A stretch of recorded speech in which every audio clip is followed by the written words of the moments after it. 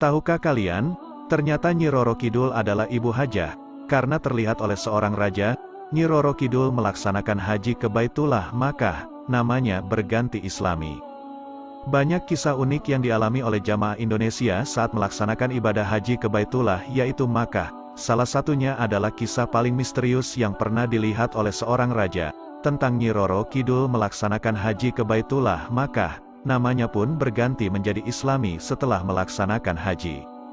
Nyi Roro Kidul adalah putra Raja Prabu Siliwangi dari Kerajaan Pakuan Pajajaran, ibunya merupakan permaisuri Kinasih atau paling disayangi oleh Prabu Siliwangi.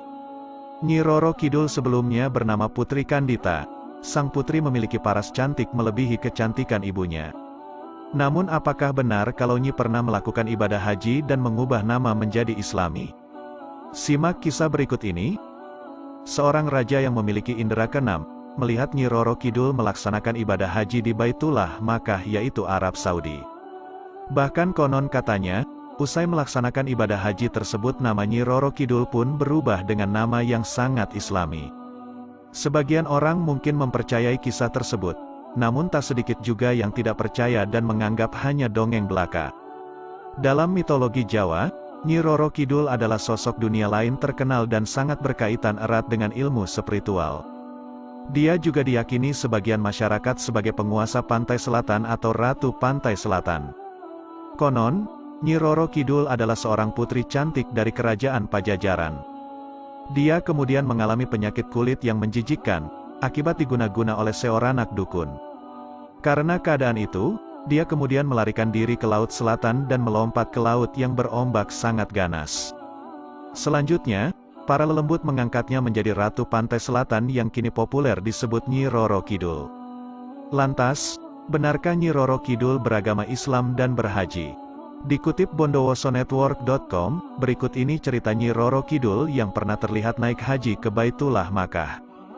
Boleh percaya atau tidak, penguasa pantai selatan itu ternyata sudah berhaji dan kini dipanggil Hajah Siti Syarifah.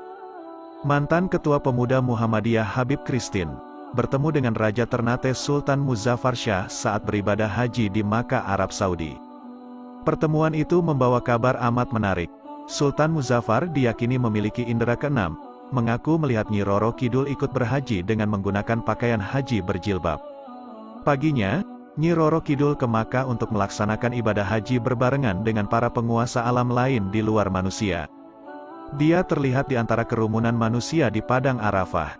Bahkan menurut Profesor Bambang Pranowo, guru besar sosiologi dan antropologi di Universitas Islam Negeri Syarif Hidayatullah Jakarta, pada tahun 2005 ketika ada Haji Akbar Nyi Roro Kidul pun ikut berhaji. Namun kala itu Sultan Muzaffar belum bisa diwawancarai mengenai kisahnya bertemu dengan Nyi Roro Kidul, karena sedang sakit. Berita mengenai Nyi Roro Kidul sudah bergelar haja ini ternyata sudah lama tersebar di kalangan spiritual Jawa. Dampak positif kabar Nyi Roro Kidul masuk Islam dan telah pergi haji itu, rupanya diyakini oleh orang-orang Jawa di sekitar Gunung Lawu, tempat yang dikenal sebagai dukun-dukun sakti. Mereka mempercayai jika ingin menghadap sang ratu harus menggunakan pakaian muslim. Mereka merasa malu menggunakan pakaian yang dianggap belum mencerminkan busana muslim. Bahkan, orang-orang di sekitar Gunung Lawu mulai belajar agama Islam. Jika dulunya mereka hanya pakai kemben atau kebaya, kini mereka memakai pakaian muslim lengkap dengan jilbab. Bahkan sang ratu pun dalam perwujudannya sudah tidak lagi memakai kemben seperti dalam lukisan.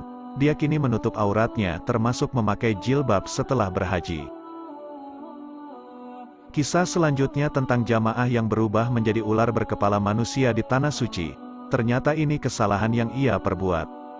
Terdapat banyak kejadian yang terjadi di Tanah Suci Makkah maupun Madinah atau Arab Saudi. Kejadian tidak terduga tersebut dirasakan oleh para jamaah berada di Tanah Suci Makkah dan Madinah. Perlu kalian ketahui, di Tanah Suci memang masih berlaku hukum karma, jadi setiap perbuatan baik maupun buruk akan dibalas hari itu juga. Maka janganlah jika kita berada di Tanah Suci Mekah dan Madinah karena bukan tempat biasa. Sudah banyak jamaah yang mengalami kejadian aneh tersebut, sehingga ada beberapa orang yang bahagia setelah peristiwa itu. Ada salah satu kisah salah satu jamaah yang menjadi makhluk aneh di Tanah Suci. Kisah ini diangkat dari seorang saksi mata yang melihat harta karun miliknya diambil untuk naik haji dengan cara yang tidak jujur. Kisah berawal dari seorang bernama Nawi yang melihat sebuah harta karun berupa emas berbentuk batu bata di salah satu tempat kuno di Jepara. Harta karun tersebut kemudian digadaikan oleh Nawi di salah satu pengusaha China toko emas di dekat desanya.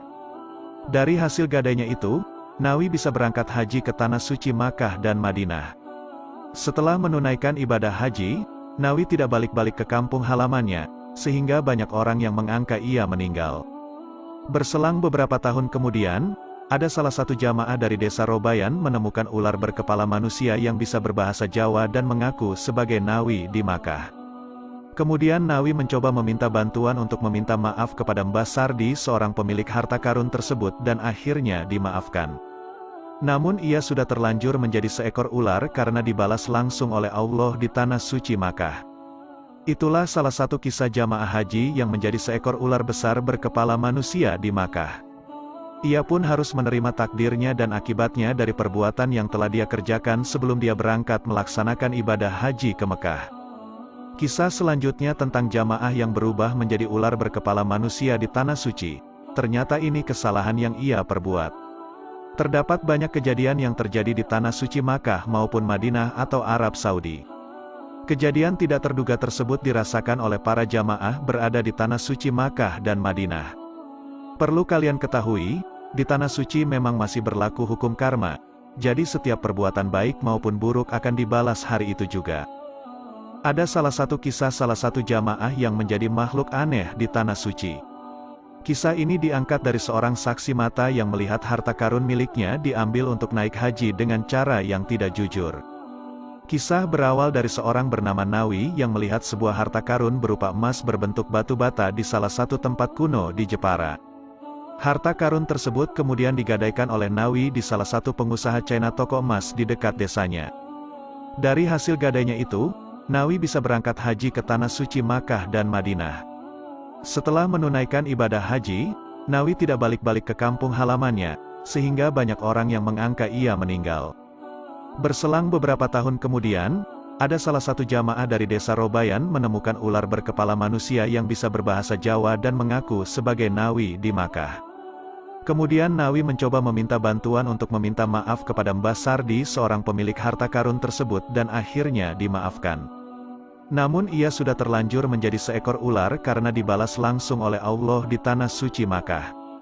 Itulah salah satu kisah jamaah haji yang menjadi seekor ular besar berkepala manusia di Makkah. Dan Allah pun membalasnya tunai ketika dia berada di Makkah.